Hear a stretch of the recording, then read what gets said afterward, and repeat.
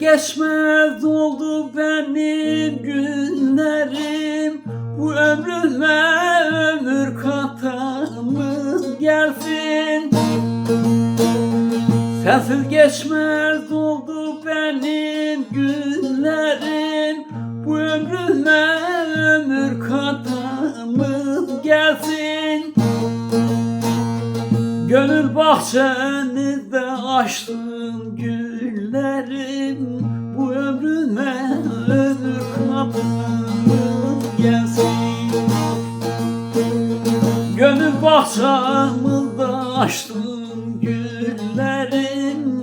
Bu ömrüme ömür katanız gelsin.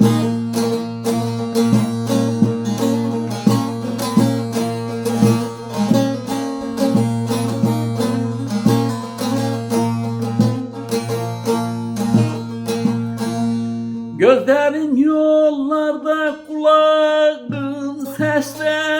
Derdimi söylerim her bir nefeste. Gözlerim yollarda, kulağım seste. Derdimi söylerim her bir nefeste. Yüreğim çırpınır sanki kafeste. Bu derdime derman olanım gelsin. Yüreğim çırpınır sanki kafeste.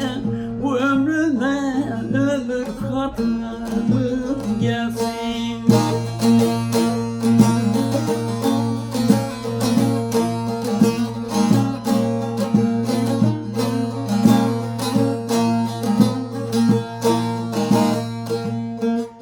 Hasretin yükünü çekemez oldum.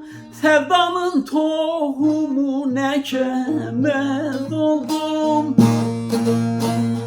Hasretin yükünü çekemez oldum. Sevdanın tohumu ekemez oldum. Yollara bakmaktan artık yoruldum.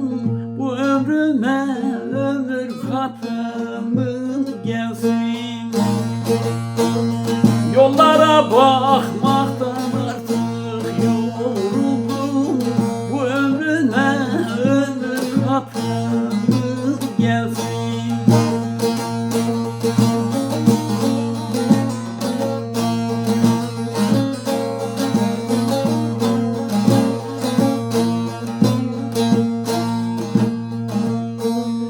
Özlemin dağ gibi bitirdi beni.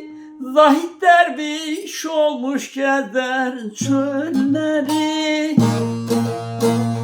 Özlemin dağ gibi bitirdi beni. Zahid derviş olmuş gezer çölleri. Çok özledim seninle geçen günleri. Bu ömrüme ömür katanız gelsin. Çok özledim seninle geçen günleri.